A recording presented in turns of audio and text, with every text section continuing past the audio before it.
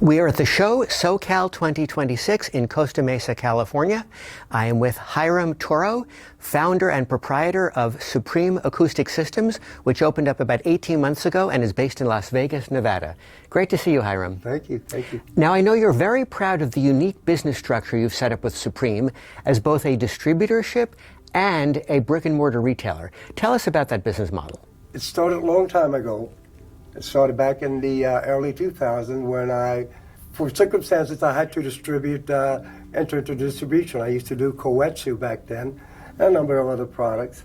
But my professional work, what paid for the beans was, my formal education is in logistics and distribution.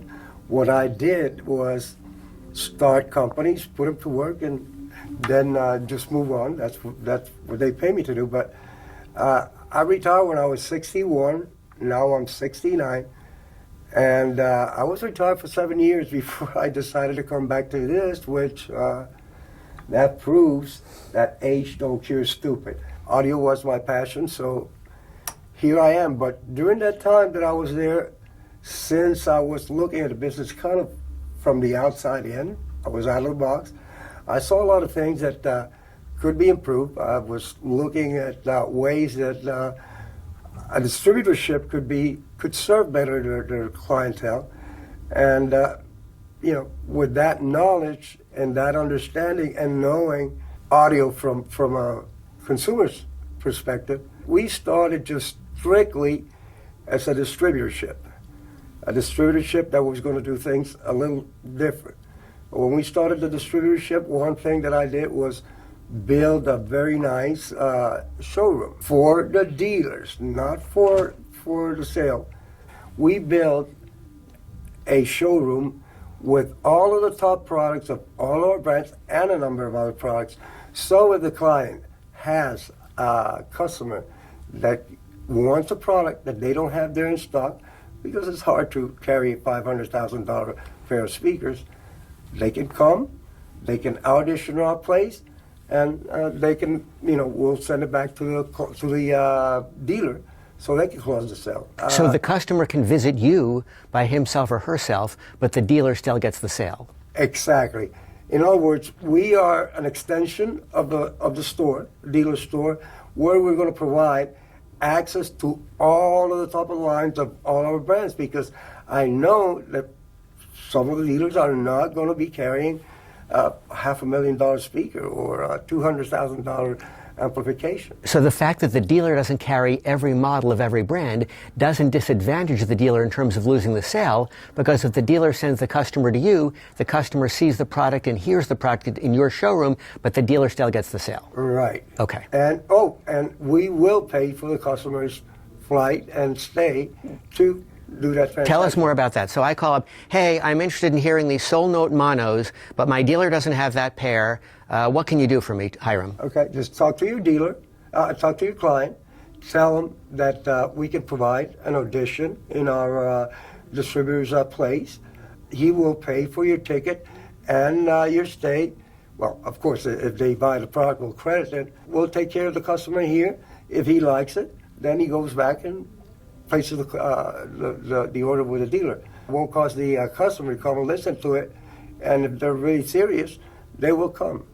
Now, that is with a dealer and a customer. What we offer the new dealers is, and this is a free tip, no questions asked, no ties. They can come, we'll pay for the ticket, pay for the stay, and if they have the opportunity to look at all of our products.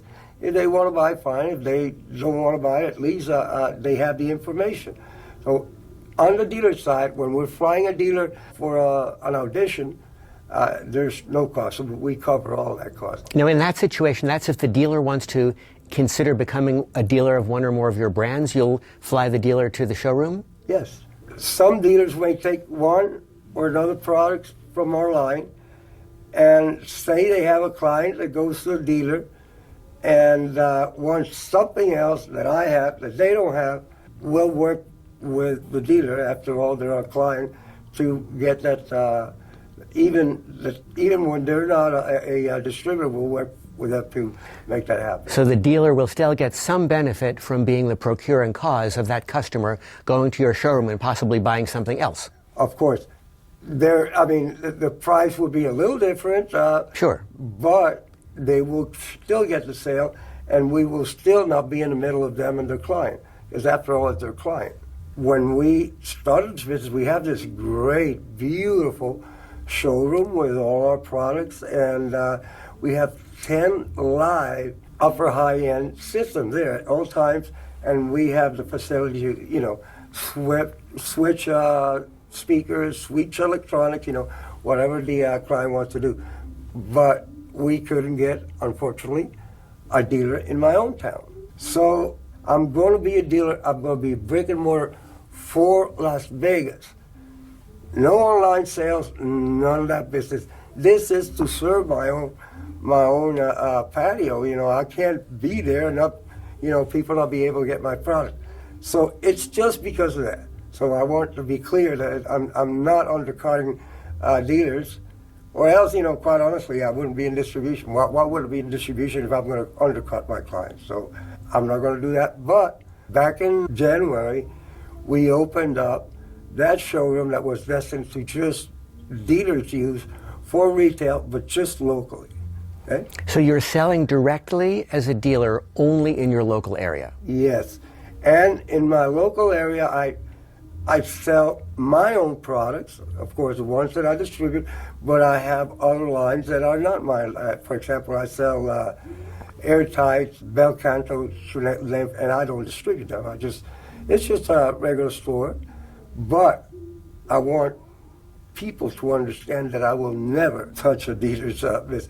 In fact, like I said, if I get a call for a product, I know I have a dealer in that area that doesn't have the product, I'll talk to him and I'll set him up. Yeah, the only way for a distributor to preserve the sanctity of his or her network is to not undercut the dealer and not sell out the back of the truck against the dealer. Yeah. So it's great that you have these clear, bright line rules. If I wanted to retail the product, I wouldn't reel in a dealer and then undercut them. You don't see the sense. They're not going to buy it from you again, so... Right, that's how the distributor rapidly destroys his or her own dealer network. People that know me know that I say what I mean, and I mean what I say, and I am not going to undercut a dealer ever. So how's the showroom going in Las Vegas? It's been going great. We get visits all the time. Everybody is very complimentary. It's something different. Visits are by appointment, so I want to give total attention to that person that comes in to evaluate the products. No time limits. You got me, and whatever you want. You can evaluate as many products as you want. And you have 10 standing systems set up there? Yes. Wow. Yes. The possibilities of interchanges are unlimited. I enter another business, and that's called Decibel Plus. So how did you find Atlantis Lab just outside of Lyon? It was the end of Munich 24. I was leaving, and I just walked by this room with these French speakers with very, very high sensitivity, but very, very reasonable pricing. So I bought one, flew it into Las Vegas, and that did it. I had to see if indeed it's made in France, if indeed its parts are made there. So I went there. It's 100% French made. It's beautiful woodwork. Tell us about this flagship model. This flagship, this is the top of the line. The line, like I said, it's the price and the performance was that did it for me. They start with a monitor that's $2,000. It's 92 dB. Then it goes to another monitor that's 96, and from that point on, it goes up. This one is their top of the line. This is $25,000. That's their top of the line. This is what I'm going to play for you, because you need to listen what's not the top of the line and then get curious. But this is a tremendous speaker. It fills this room like you wouldn't believe it. So that's how we brought Atlantis Lab. We also, through them, found Neoson, which is a small boutique tube amplifier company, and they work just beautifully. The most economic system that we can have with this is a $2,000 monitor with the Neoson, which is $10,000, And from that, the most expensive is this with a big Neoson integrated. It would be $37. And Atlantis Lab and Neoson are both sold direct under the Decibel Plus label Correct. on the Decibel Plus website. Correct, correct. And Decibel Plus is owned by the same holding company, but it's a separate company that's run by my son. But it's not about the price. It's about the real high-end experience. There's a lot of inexpensive stuff out there, but, you know, it sounds inexpensive. You don't need to spend north of $100,000. These are sold directly to the user.